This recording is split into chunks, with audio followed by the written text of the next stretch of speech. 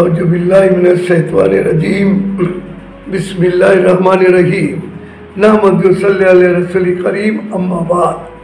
पवित्र ईदुल आजहा उपलक्षे জাতির এই ক্রান্তি লগ্নে আমি জাতীয় তরুণ সংঘের সদস্যবৃন্দ, গণপতি বাংলাদেশের সকল নাগরিক, প্রবাসী এবং বিশ্ববাসীর প্রতি ঈদ মুবারক। এটা হইল পবিত্র ঈদুল আজহা, কোরবানির ঈদ।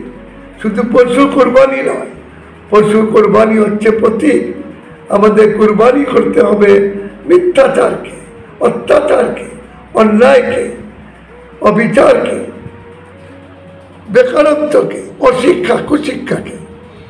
আজ এই দিনে বাংলাদেশের বর্তমান অবস্থায় ছুটিতে অনেকে বাড়িতে যাচ্ছে, আত্মীয় স্বজন কুরবানি বেরাবে, কিন্তু পাশাপাশি কি আমরা কিছু গাছ লাগাতে পারি না? অন্তত 10টা করে গাছ লাগাই। আমরা মানুষকে সদুপদেশ দিতে পারি না? তরুণদেরকে স্পর্শহীন ঐক্য করার জন্য নবীন প্রবীণ সমাবেশ করতে পারে। জাতীয় তরুণ সংঘ 1 অক্টোবর হাজারীবাগে স্থাপিত আজ এক বিরাট গণসংগঠন, 60 লক্ষের উপর সদস্য। আমি সম্প্রতি মালয়েশিয়া সফর করে এসেছি। গতকালকে আমি ঢাকায় ফিরেছি 3 মে। মালয়েশিয়ার প্রধানমন্ত্রী আনোয়ার ইব্রাহিম আমার 14 বছরের ঘনিষ্ঠ বন্ধু।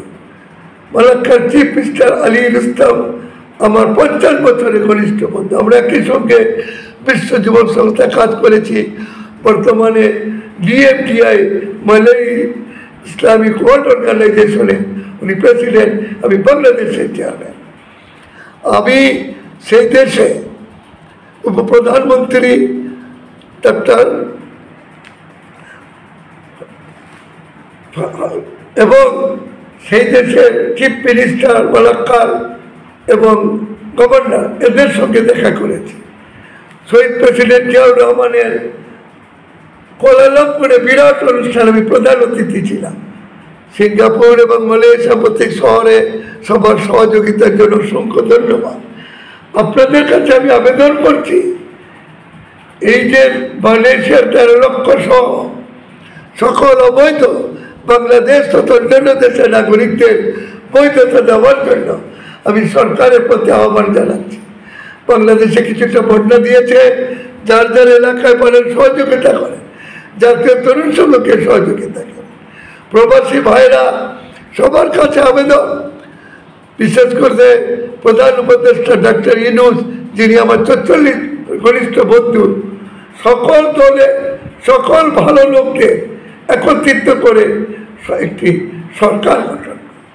আপনার সরকারের সংস্কার আনো, যারা দুর্নীতিবাদ তাদের বের করে দিন, প্রশাসনের দুর্নীতিবাদকে বের করে দিন। এখন তো এত আন্দোলনের সময় নাই, এখন দেশ গড়ার সময়।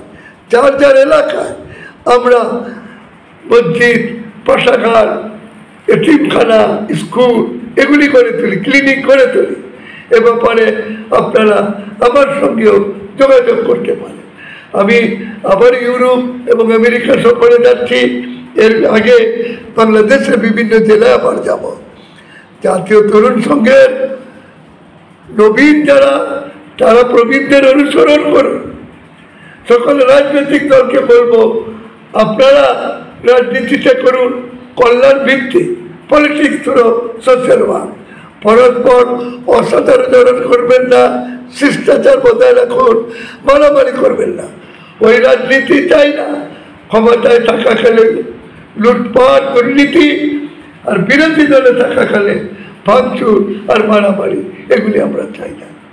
আমি দিন থেকে কথা বলছি, ফজরের নামাজ পড়ার পর এর আগে তাহাজ্জুদ পড়েছি, জিকির করেছি, সমস্ত সালামদের বুজুর্গানে দিন সাহাবাদের সালাম জানিয়েছি এবং মসজিদ থেকে কথা বলছি। আশা করি আমার এই বক্তব্যটা আপনারা বহুল প্রচার করবেন, ফেসবুকে দিলে শেয়ার করবেন, হোয়াটসঅ্যাপে জানান, ইউটিউবে জানান, যেখানে যেখানে পারেন দয়া করে এটাকে প্রচার করে দেবেন। আপনাকে সুসংবাদ দিচ্ছি, এই বছরই বাংলাদেশের জন্য আল্লাহ পাক বিরাট একটি ভালো সুসংবাদ দিবেন, অপেক্ষায় থাকুন, দোয়া করুন আল্লাহ তুমি বাংলাদেশে হযরত ওমর ফারুক রাদিয়াল্লাহু আনহুর মতো একজন নেতা দাও এবং তার উপযুক্ত সঙ্গী সাথী দাও। সবাই গরিব দুঃখী মানুষের সহায় হন। সরকারকে বলবো বাজেটে করেছেন, কিন্তু গ্রামমুখী হওয়া উচিত ছিল, বেকারত্ব দূর করার রাস্তা করা উচিত ছিল। যাই হোক, আমি তো বলেছি 4 লক্ষ মসজিদ স্কুল করুন, 80,000 প্রাইমারি স্কুলকে, 20,000 টেকনিক্যাল স্কুল, 20,000 মেডিকেল স্কুল, 20,000 আপনার এগ্রিকালচার স্কুল করুন। দেখুন এই দেশ কত উন্নত হয়ে যাবে। আল্লাহ হাফেজ। বাংলাদেশ জিন্দাবাদ। জাতীয় তরুণ সংঘ জিন্দাবাদ।